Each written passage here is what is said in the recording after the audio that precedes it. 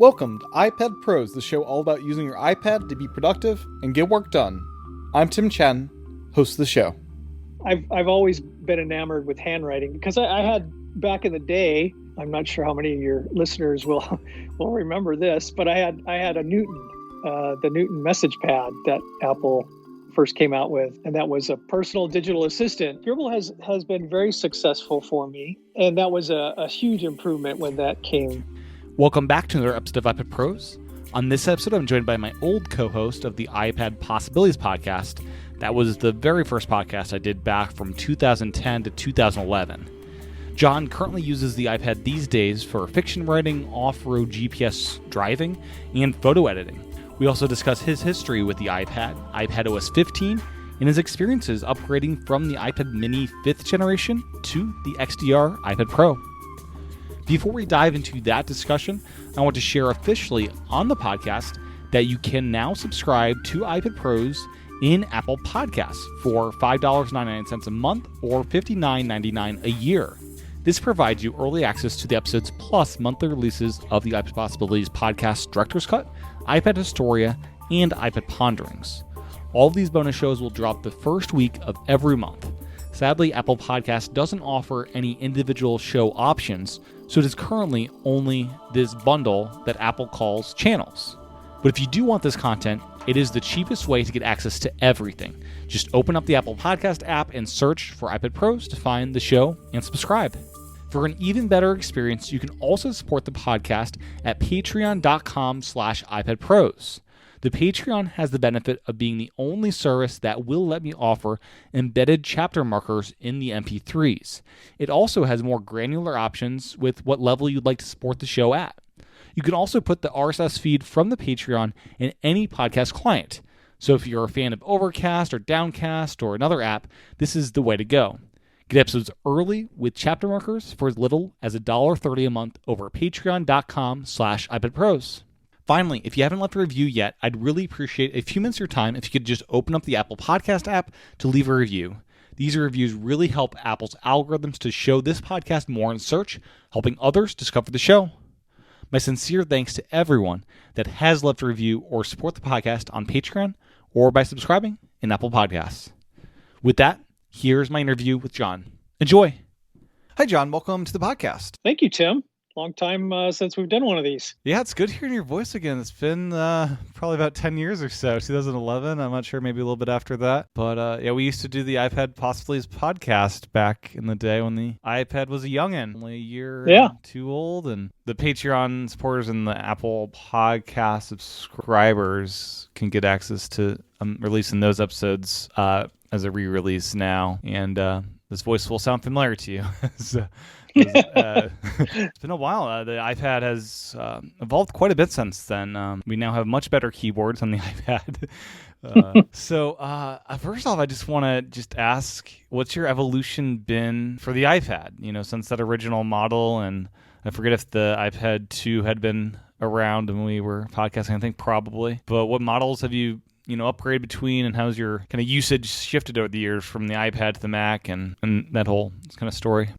My Mac usage is relatively unchanged through the years, but my iPad usage has evolved, and as the iPad has evolved, I bought the first gen iPad. I actually had that for a while. I ended up selling it to a friend who was doing something where he had overseas friends that wanted, I guess, one of those first iPads that were a little less locked down, shall we say. Oh, with jailbreaking. Yeah. Oh, yeah. And okay. So... that's something that's changed over the years. Like, I used to jailbreak all the time, and now it's both harder and there's less of a need to do it. Yeah.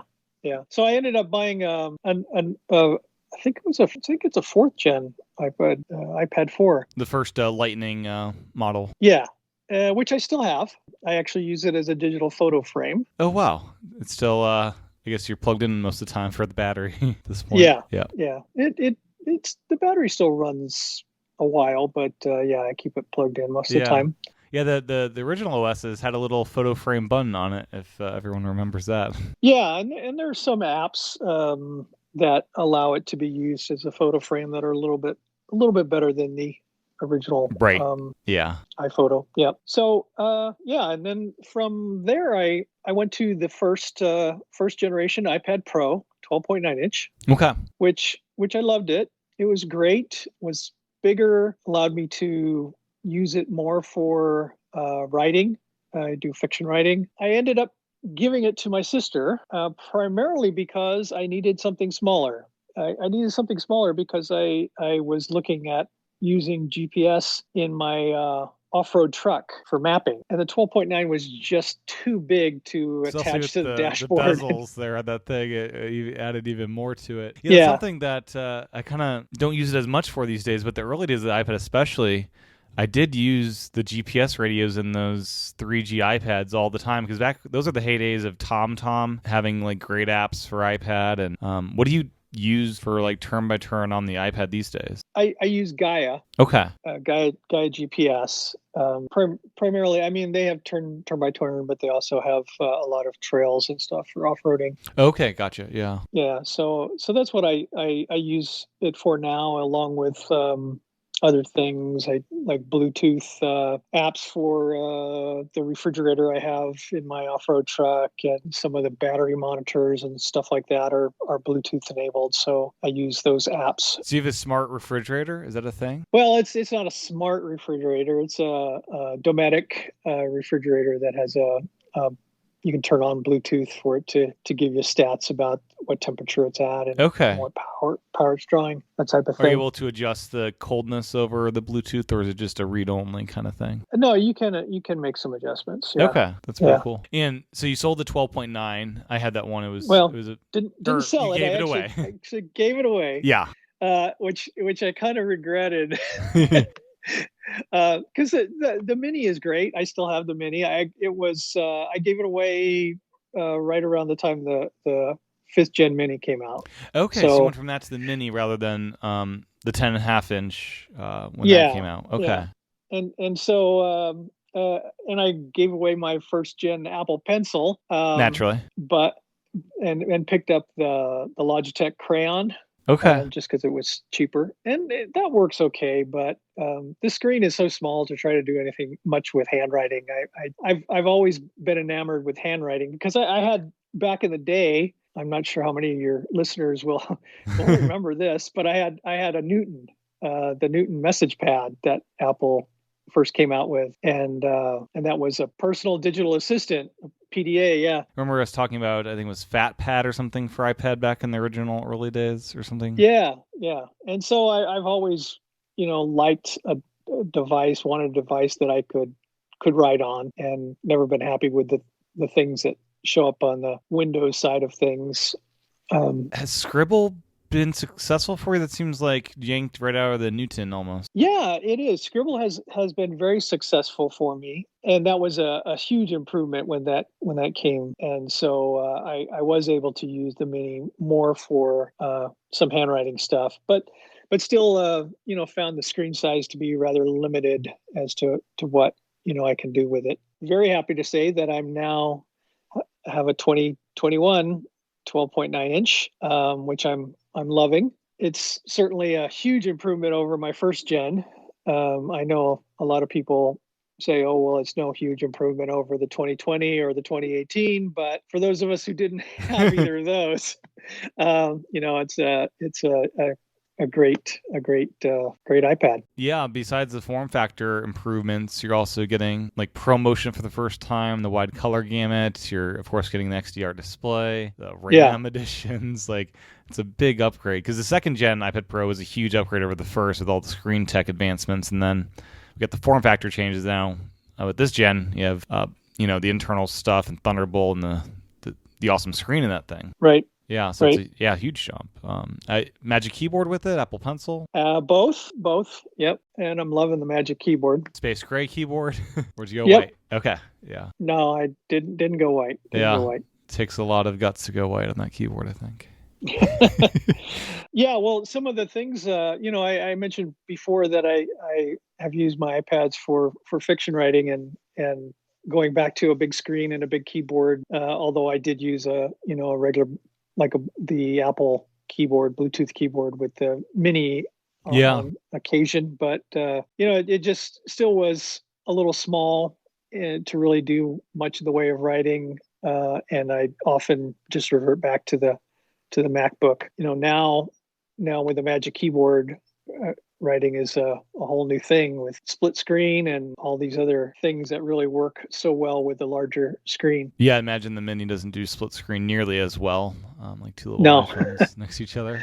The Mini 5 is the current generation Mini, is that right? Yes. Okay. Yes. And what app do you find yourself using for fiction writing? Is it Scrivener, or do you use a different app? I use Scrivener mostly, although I'm also I'm in a critique group, and I also have been working with a woman who's published several books and helping her do some editing and rewriting of some of her stuff, and so I end up using Word for a lot of that, for revisions and stuff like that, which has been on the MacBook. But I actually did a short piece just this last week in Word on the iPad, and that was okay, although it's a little different. I'm not sure if I can make some adjustments to make it more like it was on the MacBook, but it kind of hides my comments and things like that.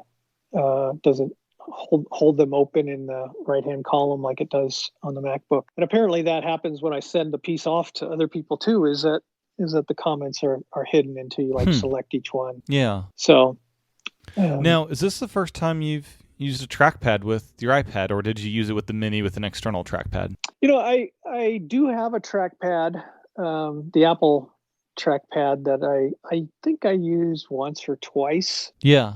But most of the time I would use a mouse. It just seemed more convenient for the size factor for the Mini. So, but again, I mean, it's like night and day going to something like the Magic Keyboard, because it's just always there. It's always ready to go, as opposed to, do I want to do this on the Mini and have to get out the Bluetooth keyboard and get out the mouse and do all that, or do I just turn to the MacBook? So, that's a big thing for me, is that screen size and that availability of the Magic Keyboard. And I'm sure that the 11-inch is probably just as good for people who like that size, but the Mini is just too small. Was it the screen tech that made you want to go with the 12.9, or you just wanted to, let's go big? I've been on this Mini too long. I'm kind of feeling it. It was just the size. I loved the original 12.9 inch that I had. The screen size was just great. The fact that split screen gives you essentially two mini size windows. Yeah. It is just phenomenal. I seriously considered the 11. I saw a bunch of stuff on YouTube where people compared it, and they'd either pick one or the other. And I looked at it, and so I really said to myself, I think that the screen size is better. Certainly, the screen technology was a factor, but it was much, much lower on the list. Okay. Yeah. I do, or I will be. I tried it with the Mini, and it was not super successful. Photo editing, because I do take photos. I'm kind of a serious amateur. Okay. And I rigged up, actually with the first iPad Pro I had. I rigged up a way of using the Lightning port with a card reader that had an external power source plugged into it, and all kinds of things to make that work. And I even took that on some trips out of the country to be able to load up files and be able to review them with the iPad. But it was not easy. Let me put it that way. Now with the Thunderbolt port, or even with the earlier iPad Pros with the USB-C port, it's so much easier to do that. So, do you just hook your camera directly up to the iPad these days, or do you have some kind of dock that you hook into? I just hook up a card reader. My camera is a little long in the tooth, so I actually am now reinvigorated in my photography and looking to upgrade my camera equipment. Nice. Yeah. So I'm going to be doing that to a camera that would hook up better to the iPad than the older one I have. all of your iPads have been cellular models, is that right? Yes. I've always wanted the GPS. So cellular doesn't get used a lot. The GPS gets used quite a bit, but Yeah. I've always had cellular. So I was actually using cellular on the iPad Mini. I thought about disabling it, but I'm still going to be using it for my off-road truck for mapping. So I'll probably still consider it because it's useful when you're driving around town to be able to get something up to date. But yeah, they finally enabled it at some point over the past 10 years. The iPad is a hotspot finally, so we can do that. Yeah.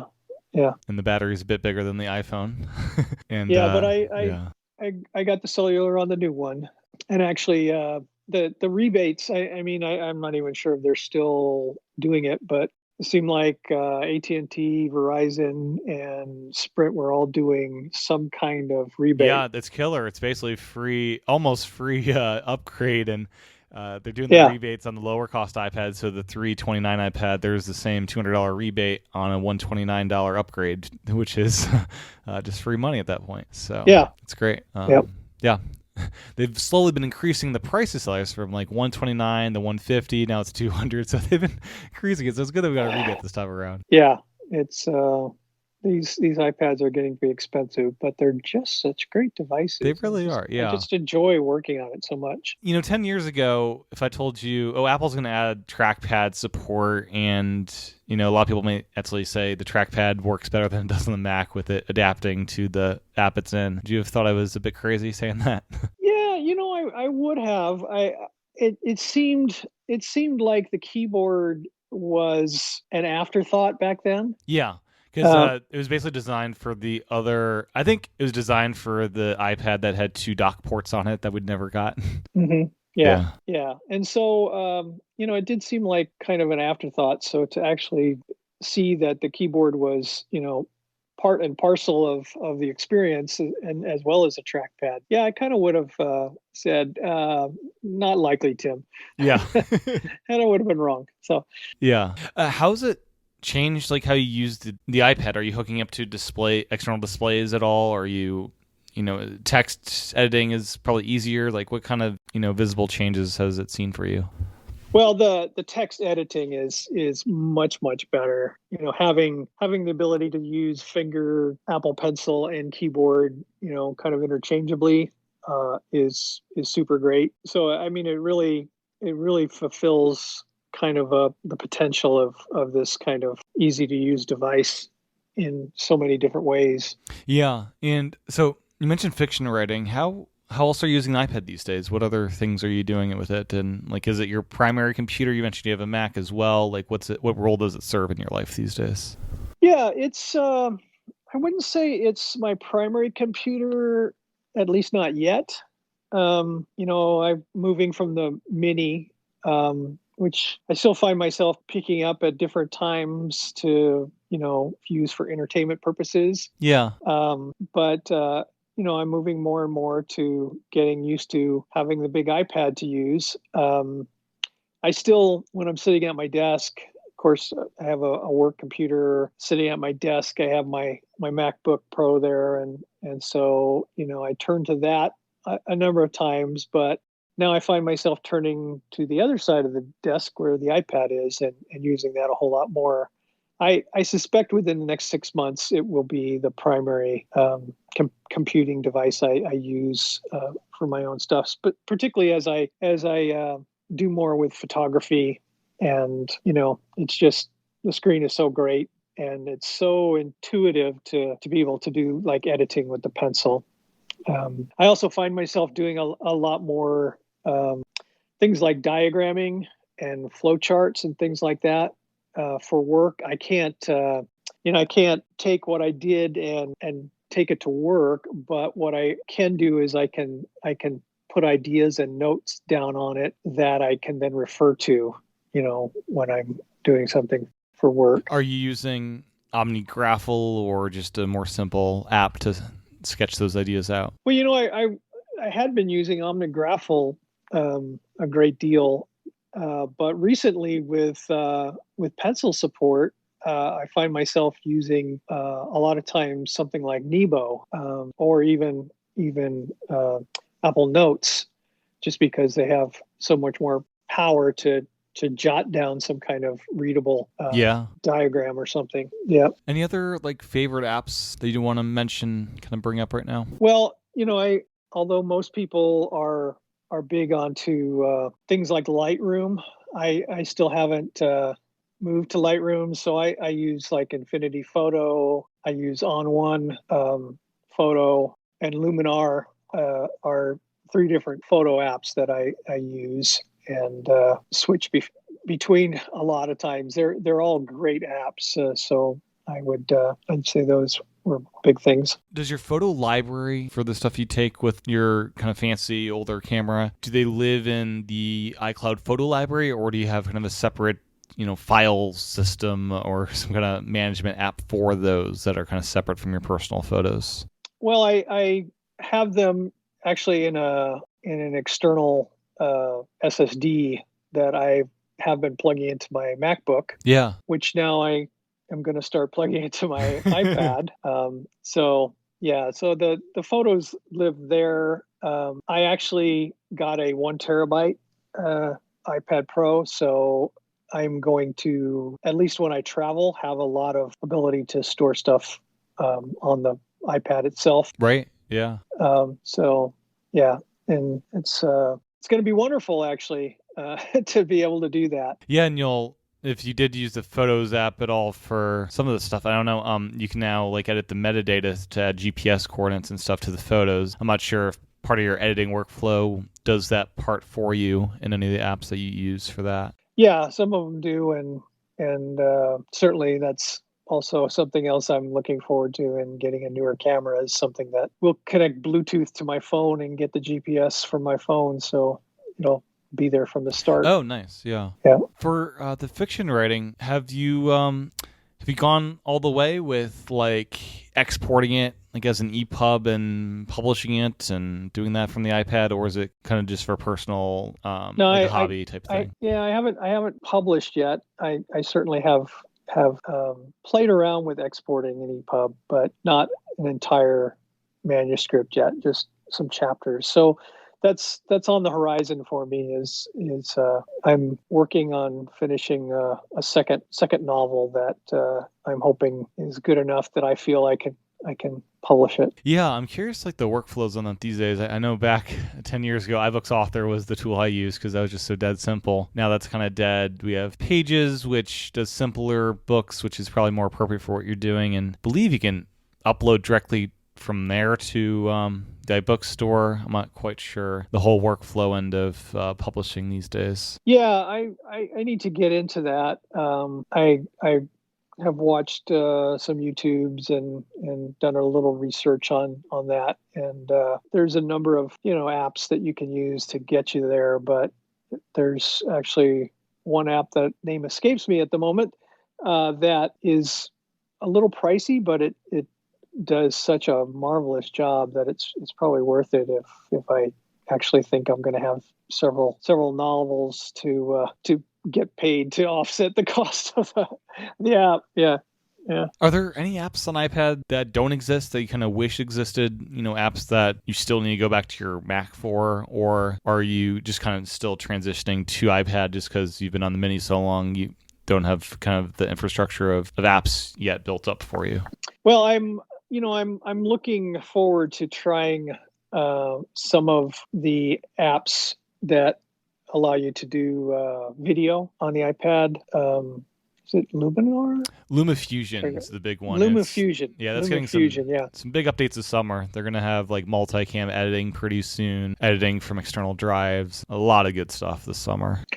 Yeah, I'm looking to try that on the Pro soon and move away from. I haven't done many videos, but a few that I've done on the MacBook, and I think they'd be a lot more fun doing on the iPad. Oh, for sure. So 10, 11 years ago, the A4 chip was the very first Apple Silicon chip. It was in the iPad. That's the very first device Apple made a chip for. And now 2021, we've got the M1, which is further evolution of that. It's an iPad Pro chip inside the Mac, and that iPad Pro chip is also now in an iPad Pro. And I know you wanted to talk a little bit about kind of the reaction of the internet freaking out about, I guess probably more so the M1 branding more than the M1 itself, because the M1 is basically an A14X is kind of what it is, and that the fact, that iPadOS doesn't really take advantage of the chip, or I think the bigger complaint for some is the 16 gigabytes of RAM and what's that doing in there.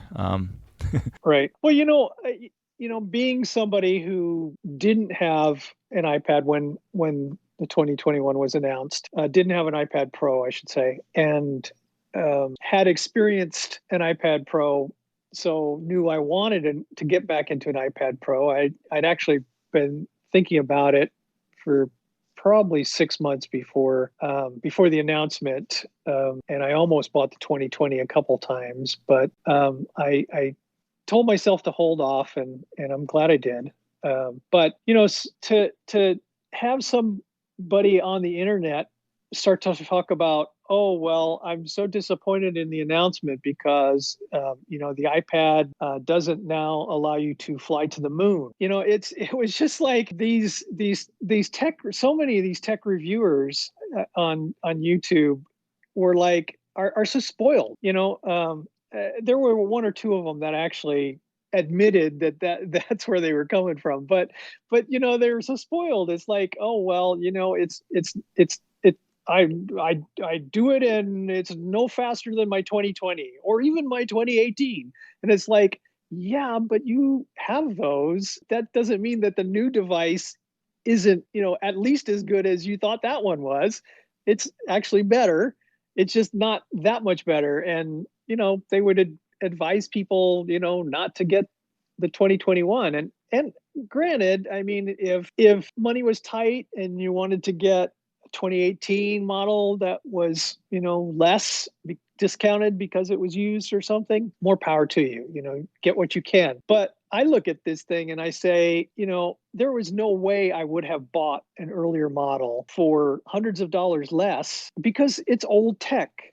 I guess I'm always one of these people that think that you need to buy something that you're going to live with for many years. And that's what I think these reviewers are spoiled in, that they don't have to live with these devices for multiple years. So why would I buy a 2020 when a 2021 gives me more years of life, I think, before it needs to be replaced. And the same thing happened when they announced iPadOS 15. And everybody was so disappointed in WWDC that they didn't have, pro apps released by Apple, which I still think will happen. I think that it was just not designed to happen at WWDC.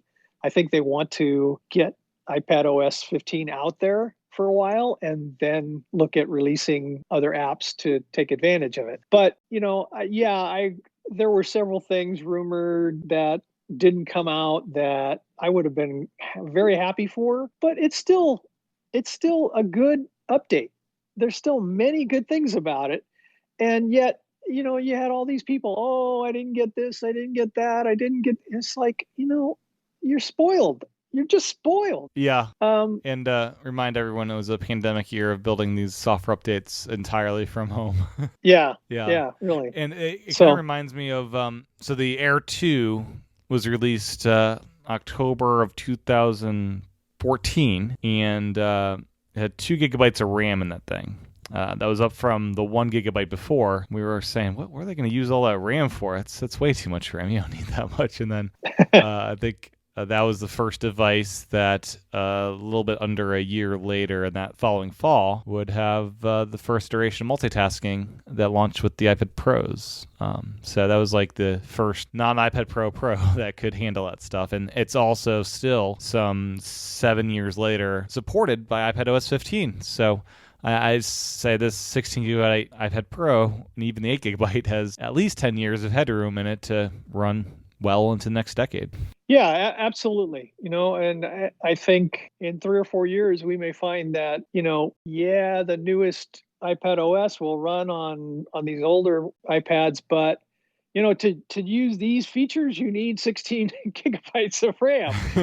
That's probably what's going to happen. Yep. And so I think I'm ready. So, and quite frankly, I think that currently, I mean, the app limit is 5 gigabytes per app, but does that mean that I can run, 3 apps using 5 gigabytes at the same time that somebody else couldn't? Yeah, I mean, the Files app will definitely keep running longer for offloading SD cards, which is great. It won't crash in the background anymore. So I think we're already experiencing some of the RAM benefits for sure. And iPadOS 15 Beta 2 has enabled entitlement requests for more RAM access. So Procreate and apps that need it can ask for it, and we'll start getting some more heavy-duty apps that can take advantage of all that RAM. So that'll be great. Yeah. Definitely. Are you running any of the betas, or are you on just the 14, let's stay stable until the fall? I wanted to wait to beta 2, and that was just released, so I'm going to upgrade to that. I haven't just yet, but I was like waiting all week for beta 2 to come out. Yeah, Friday of all days, right? Yeah. So I will be doing that. I've been, trying to keep up on what people are experiencing. I haven't heard many issues with beta 1. Pretty good so far. Had some Bluetooth qualms with beta 1. Beta 2 mostly has those fixed. And that was the biggest thing for me. But apps are running fine, and battery life has been great even in my 12 mini. And So let me ask you this. Since you've upgraded, do you know how difficult it is to go downgrade back? It's a complete reset, isn't it? I think it's pretty simple. You may need to use your Mac to go back in time. The biggest thing to keep in mind, if anyone listening is doing this, or you, John, are doing this, have a iPadOS 14 backup handy, because you can't put an iOS 15 backup on an iOS 14 OS. That's the biggest thing. So you may need to back up through iTunes or the Finder, I guess now, to keep that handy so it doesn't overwrite it in iCloud. Yeah, that's what I'm going to do. I actually have a trip coming up in July, and so I want to make sure that I don't upgrade to a beta that would make my iPad unusable for that trip, without being able to get back to 14 if I need to. So the other big thing that I was experiencing, it seems to be an iCloud Relay Bug that they have fixed, it would appear, is iMessages was not authenticating properly, so I get booted out of that. I restored my iPhone a couple times to get that fixed, and I later discovered that just by turning off iCloud Relay that would in fact just fix the issue I was having. But in beta 2, it seems that I can have iCloud Relay on and everything's good, and I'll be getting alerts occasionally that iCloud Relay has been turned off, so I think Apple's getting smarter about turning it off when it's messing things up and turning it back on when it's good to go. So that's a good sign of improvement there. Yeah, I'm looking forward to testing that out. Out of the announced features, what has you most excited? Is it focus mode, or the widgets, or app library, or what about multitasking has been revamped? What about 15 are you most excited for? I'm excited about the changes to multitasking. I've often found sometimes it difficult to utilize multitasking the way I want to. So I think that those changes will just make it even easier. I'm excited about Quick Notes. That has been such a delight, John. It's so good. Tell me about it. What have you used it for? So I've used it the other night. We were getting food and pulled up a Quick Note over the menu and was taking notes, and as I tapped the button for ordering the food on the iPad, that Quick Note followed me to the phone app, and I had the order right in front of me. And it's just so handy having this little floating window, like system-wide, that I can summon in any orientation, if it's touch or keyboard or pencil. And it's pretty darn handy, and the ability to link it to like web pages I've done a couple times. I need to dive more into that. You can like highlight text and it'll like put that in the note, but it just like opens up multitasking in a way that gives you text system wide in this new window. So instead of just having split screen, and that's pretty much it. Because for me, slide over, I don't know about you, John, but slide over, I use it and then I get rid of it. Yeah, I likewise. I do it because I need something at the time, but I end up not keeping it, over there I'm interested in seeing how the new slide over works, because you can seems to be out of the way a bit more. Yeah, it's easier to manage for sure. But like picture-in-picture video, I'll have that up while working on stuff, and I just move it or make it smaller as need be. And same thing with Quick Notes. It's less obtrusive than the slide over. So it's always available text entry and wherever you are, which is just super handy. Yeah. And it will make me use the Notes app, which I have not really used much these days. So yeah, it will certainly do. I've done the I don't know what they called it, but I don't know if they called it Quick Note, where you could tap the screen with your pencil. Oh, and yep. go right into the note. I've used that a few times, but that always seemed to be less useful than having a little window to do that anywhere. So, yeah. And live text has been super cool and handy, John. I'll tell you. That looks intriguing. I am interested in that.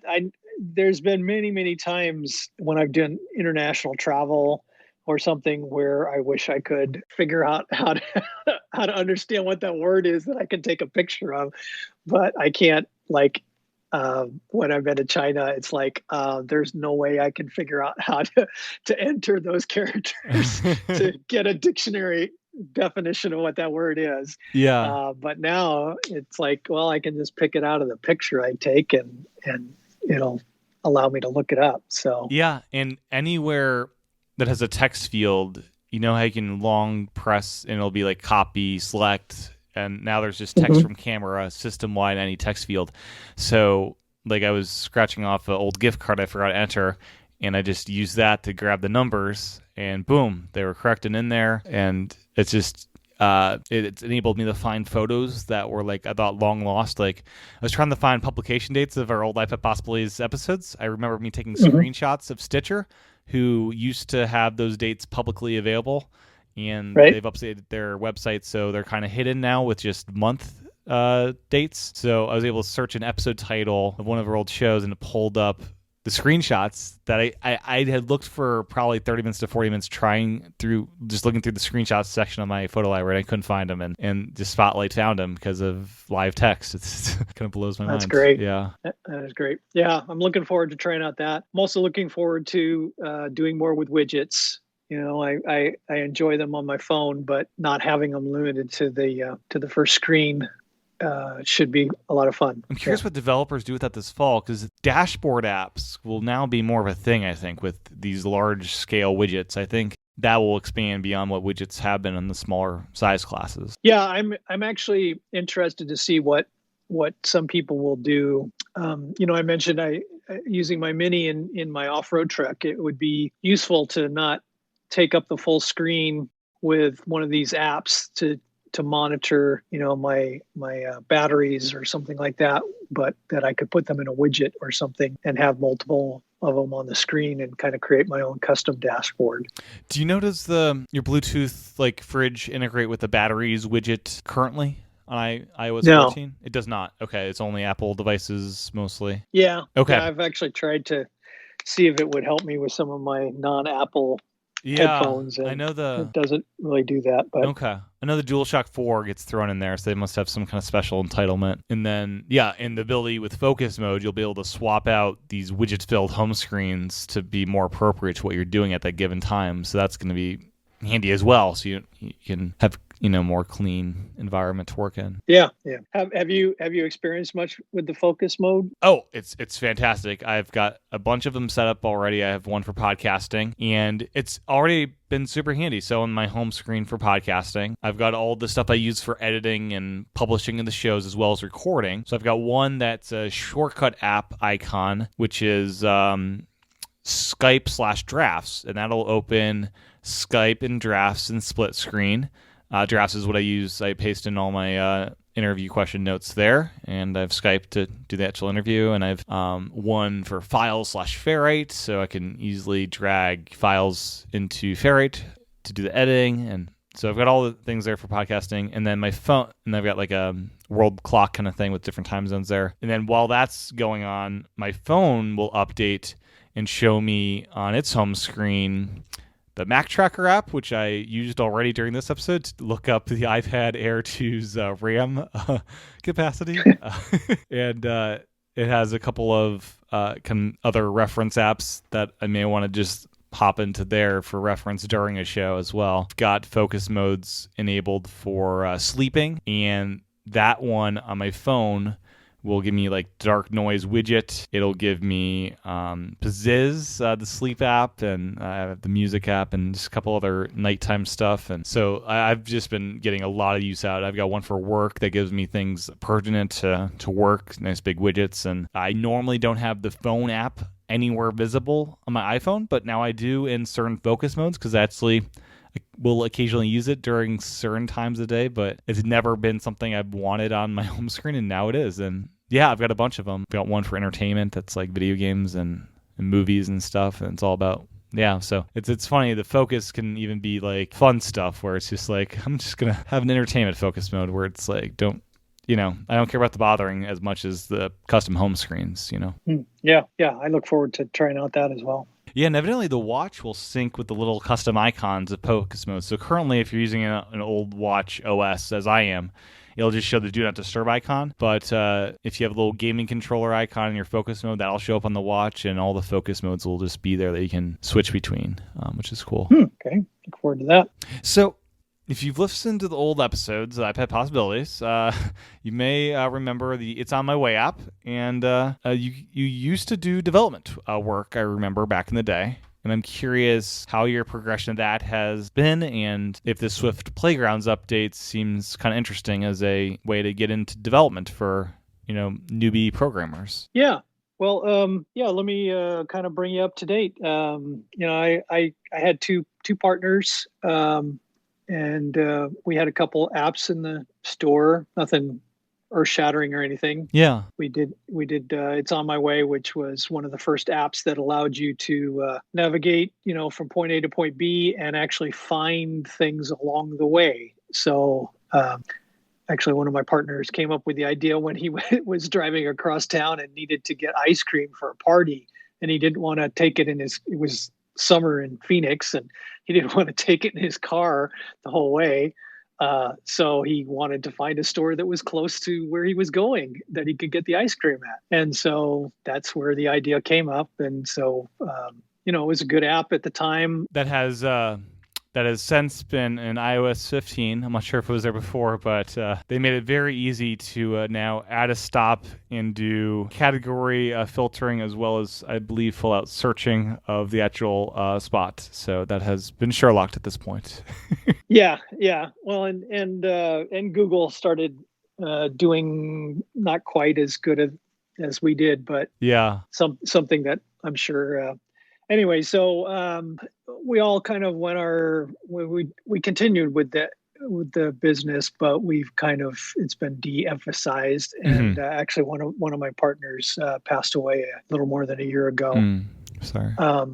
So we're working on the two of us left are working on another app now, and Swift UI has been kind of a challenge for me in that I didn't jump on the Swift UI bandwagon when it first came out, and so now I'm kind of scrambling to realize that I can't do stuff with like so much stuff with Interface Builder and whatnot. I really need to get into Swift UI, and there's bit of a learning curve for me, which is a bit of a challenge. And playgrounds are I actually did some tiny little Swift programming in playgrounds on the iPad when it was first announced several years ago. But more serious and allowing you to publish from there is certainly interesting for me. And my hope is that we will actually see even more available on the iPad. I would certainly like to see something like maybe an Xcode Lite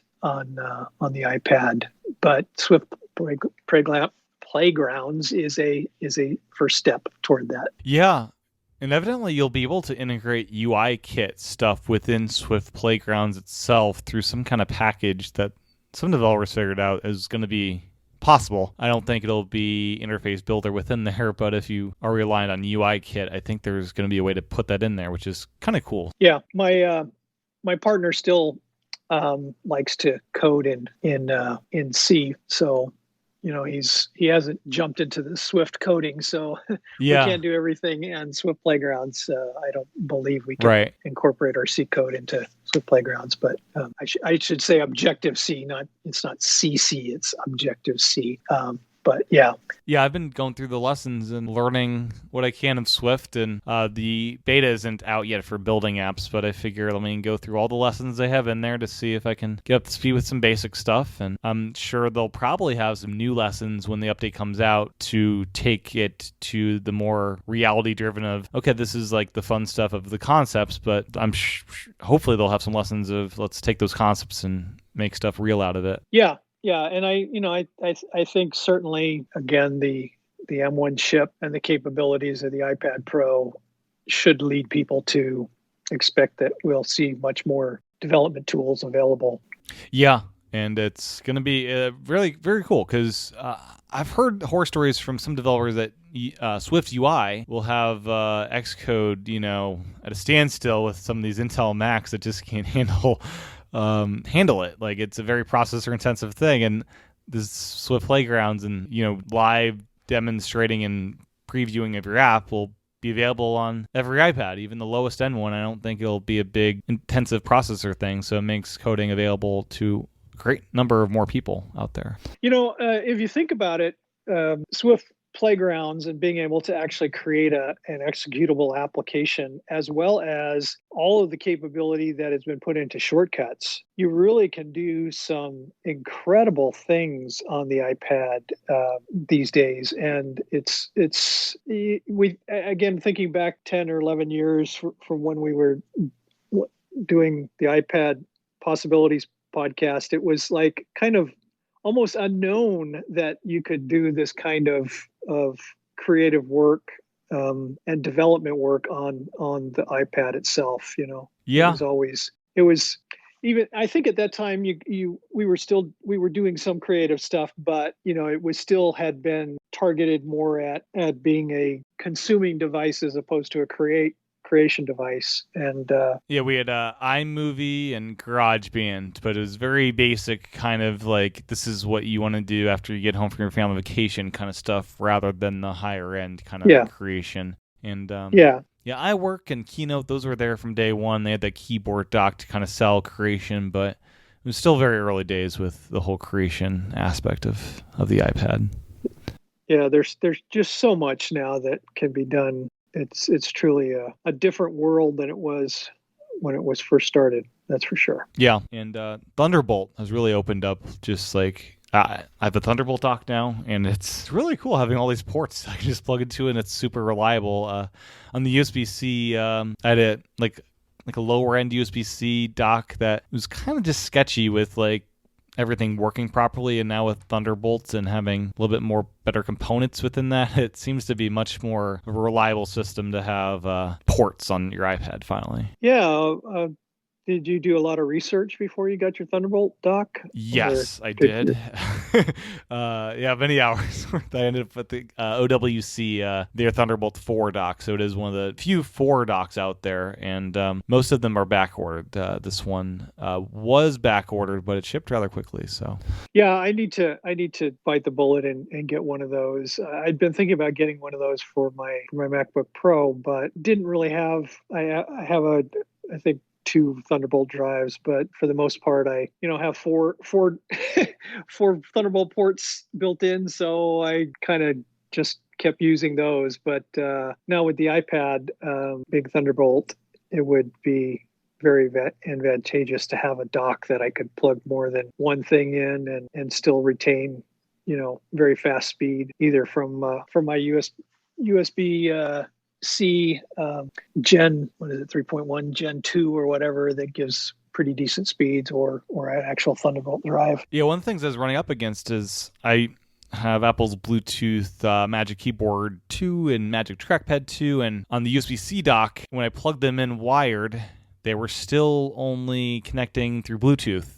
It wasn't sending the right output. I guess it might need to be bus powered or something, but I'm not quite sure because I even powered the dock into power to see if that would fix it, but no. And the Thunderbolt dock, they both connect over USB, which is important when Bluetooth can be flaky on the betas at times. And But it's super nice just being able to plug these things in wired. And if I did have a Mac, I could just move the dock from one computer to the other and just use these same keyboards, and it'd just be a wired connection over whatever computer I'm hooked up to. So that's really nice. And the audio output, this has been the first time I've really used it. I'm using it right now to record this podcast. Most time I've used a USB-C to 3.5 cable that plugs into my Zoom, but this recording here I'm doing through the Thunderbolt dock, and it's been fantastic. It's been more reliable than the cable. The cable would occasionally decide to raise or lower the volume magically, just at will. And this Thunderbolt dock has been super stable and sounding great the entire time, and so that's been a nice addition as well. Well, good to hear that there's a good solution out there, because I need to get one. Yeah, and I was kind of surprised at the size of this thing. It's smaller than one of my old jobs I had. I got one of the OWC docks that was the last generation. I think it was Thunderbolt 3 or maybe 2, probably 3. And it was substantially bigger. I think they've somehow shrunken down based on what ports are in there and offering more of the Thunderbolt 4 ports within it, and maybe getting rid of some of the less necessary ports. It's much more portable, even though you do need external power than the older ones had. And then the last thing I'll say is it is now my best iPad charger in the house. It charges up my iPad super fast when I'm plugged in, so that's another plus. So things that we hoped for in iPadOS 15, one of the things that people complained about was external monitor support. Was this something you were hoping for this year, or are you good with how it is right now? No, I certainly would have enjoyed to have better monitor support. I don't do much with connecting a monitor, but if it had better support, I probably would. Yeah, if Apple's looking at analytics for no one's using external monitors, I think a lot more people would have it good. Well, because you don't give us good support, so we're not going to use the full support. Yeah. And actually, that whole thing makes me think of what is it called? Central control. Universal control of being able universal to just, control. That I was actually had been for like the last 6 months thinking, when I get my iPad, I'm going to certainly be using Sidecar on my MacBook, so I have more screen real estate. Right. And I have yet to use Sidecar because the iPad is so great by itself. But I think that universal control is something I will use as soon as I upgrade my MacBook and my iPad. Just because I find so often that I'll be on one device and I need to do something on the other device. Right. And so if they're not right both in front of me and convenient to get my hands on a keyboard or, to touch the screen or something, having one keyboard and trackpad to do it sounds just wonderful. So yeah, and it should be so nice not needing the AirDrop a file right next to you and you just drag it right over to where it needs to go. Yeah. And then something I've been pondering is once we do get true external monitor support, will Apple make like a Apple TV size desktop class iOS computer that they can sell for like $300 to be like the ultimate entry into like a little, iOS mini device? Yeah, that's kind of an interesting thing. It's kind of like, will they merge Apple TV to iPad and give you some device?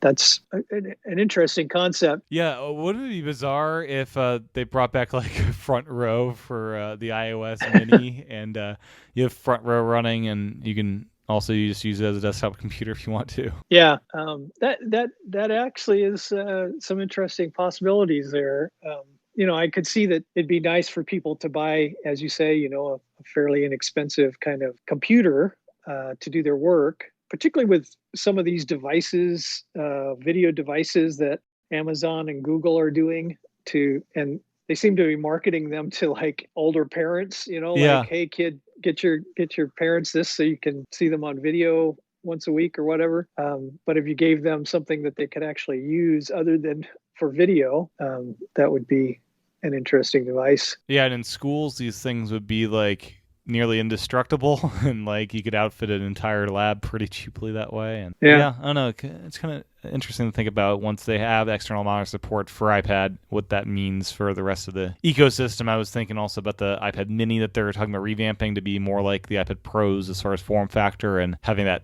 Touch ID button on the side.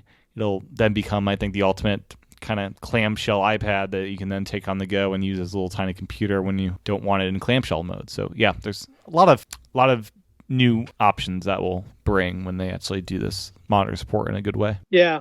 It's kind of interesting. You mentioned the Touch ID, because I have Face ID on my phone, and I have Touch ID on the Mini. Yeah, this is your first Face ID iPad. How's that been? And this is it's been interesting because I'm left-handed, and my left hand is often covering up the camera. So I get this message a lot saying that the camera is obscured or covered up, whatever the message is, and I'm like, oh, I got to move my hand. So yeah, because if it's not sitting on the table, if I happen to be holding it, I'm usually holding it with my left hand and covering up the camera. So yeah, sometimes I'll have my hand resting like on my cheek in front of my face a little bit, and like I don't know who that is.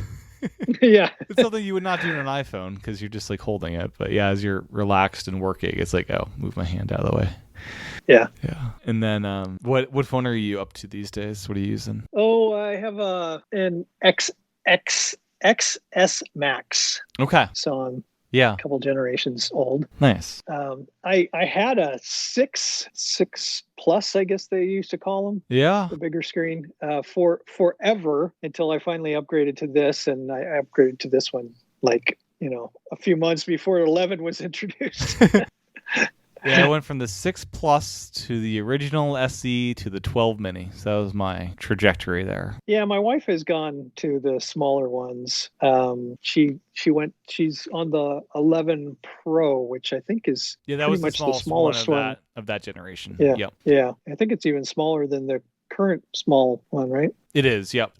It's than the current small regular size, but the 12 Mini, of course, is the new itty bitty. That is itty bitty. So nice. I figure got a big iPad. Why do you need a big phone? Is my philosophy. Yeah, and I may reconsider that the next time I look at iPhones. Although it's always good. I do a tremendous amount of my work stuff on my phone because we have a BYOD, bring your own device kind of thing. Yeah. With work that allows me to look at my email or my Slack for work, and so. Is that something you'd want to do on your iPad if they let you? Is that actually I do have it on my iPad Mini. Okay. And in fact, there's a new version, different way that we're doing it that they just introduced, which I put onto my iPad Mini to replace the older version, and I've been kind of beta testing that. Okay. And it's more integrated with the Microsoft suite, with Outlook and whatnot. And so I found it kind of affects my use of Microsoft products on my iPad Mini. It may be just because they don't have the settings firmed up in how it's set up or whatever. So I've resisted doing that with the iPad Pro, just because I don't want to mess up my Microsoft apps on that. Yeah, it's always a tricky thing balancing work and home. That's the other thing people have always wanted: multiple user support. It'd be handy just for the fact of let me boot to a brand new user just for work, rather than there is focus mode, but it'd be nice to just have a place where you can't mess stuff up on your personal end, or they can't look at any of your data if you're concerned about that. Yeah, and my work is very concerned about not only security of work data, but also privacy. They don't want to be looking at other things you're doing on your phone. So they work pretty hard on juggling those two things and keeping things separate. Yeah, that can be a hard problem. I can imagine these days as things get messier and messier with that. Do you use Apple Mail, or so you probably have like a separate app for work email, and then is your personal email just done through Apple Mail these days? Yeah, I do Apple Mail. I've been toying with going to something different. I actually have, and I can't remember the name of it, but there's an add-on to Apple Mail that I use on the MacBook Pro that allows me to do much better sorting and filtering and stuff like that. Okay. And so I've been looking for that same kind of ability with some application under iOS or iPadOS. Big Mail just came out. Excited to try it out. It's definitely the most expensive option on iOS. I think it's like $70 a year, $67 a year, something like that. But looks solid. Looks like a really good offering. If you're willing to pay for a good email app that does a bunch of local processing, it doesn't do the cloud stuff that some of the other offerings do. Oh, that's interesting. I'll have to take a look at that. Yeah, I just pre-ordered the beta. Or pre-ordered the app before it came out, and it showed up on my phone the other day, and it's $10 monthly or $78 yearly. So that's their kind of pricing right now. And they have a 14-day free trial that I'm going to check out at some point, and hopefully talk to the devs about it on the show. Yeah, I'll be interested in hearing that. So, anything we haven't covered that you'd like to before we wrap it up? Don't think so. We've covered a lot. I think we've caught up a lot. So hopefully we can do this again in less than 10 years. Yeah, that'd be great. Let's not wait 10 more years. Yeah. Oh, yeah. Man. Yeah. It's good hearing your voice again. It's like a trip back memory lane. A little bit. Yeah. So where can people? Do you have anything you want to plug? Anything you want to point people towards? I'm kind of just on the cusp of doing some things, which I haven't really started, so I don't have anything to necessarily plug. But I'm John Finnan on Facebook, and I can't remember what I am on Instagram. I think I'm John Finnan there too. Yeah. Yeah. Cool deal. But I am going to be starting to push more content out concerning my off-road truck, which I'll just tell everybody what my off-road truck is. It's a bit unusual. It is a Steyr-Puch Pinzgauer. Steyr-Puch being a couple of Austrian car companies with a long history, and this is a Pinzgauer named after an Austrian horse vehicle. Mine is a 6x6, which is about the size of a full-size pickup truck. It has 6 wheels, 3 axles, 6 wheels, but it's not a huge thing. It was actually made for traveling, military traveling in the Austrian Alps. So it had to go down narrow trails and whatnot. So it's not a real big vehicle, but it'll go anywhere on 6 wheels. It's like not very fast, but it goes anywhere. And so I'm building up that, customizing that into kind of a camper thing. Nice. And I belong to a club called Southwest Pinzgauer, which is got a lot of folks here in the Phoenix area, but also around the world. We've got people on a Facebook page, Southwest Pinzgauer. And so I'm going to start putting out content, videos from some of our treks into the wilderness and pictures and as well as maybe next time we talk, I'll be ready to pimp some stories that people can go buy. Yeah. Science fiction primarily. That's super cool. Yeah. Have you thought about getting GoPros to mount to it for some of the video stuff? Yeah, I actually have a GoPro clone that I have. I also have this didn't have a rear view mirror because it's all enclosed in the back. So, yeah. I just had side mirrors, and I put in a camera for the rear view and put in a rear view mirror that's a dash cam. So I have a camera facing forward and a camera in the back, and I record our trips on those cameras. Oh, very cool. So, yeah. So I'll be putting some of those out. Yeah, it's always fun having a lot of just good footage like that for just editing and playing around with in LumaFusion. Yeah, well, thank you so much, John, for your time tonight. It's been great catching up and chatting with you. Thanks for having me, Tim. Yeah, it's been a good time, and I'm glad we had opportunity to get together. Well, that was my interview with John. My thanks again to John for his time recording this episode, and my thanks to you for your time and attention tuning in. Get episodes early and with embedded chapter markers over at patreon.com/iPadPros, or get bonus content and early episodes by subscribing in Apple Podcasts. With that, I'll talk to everyone again real soon. Thanks for listening.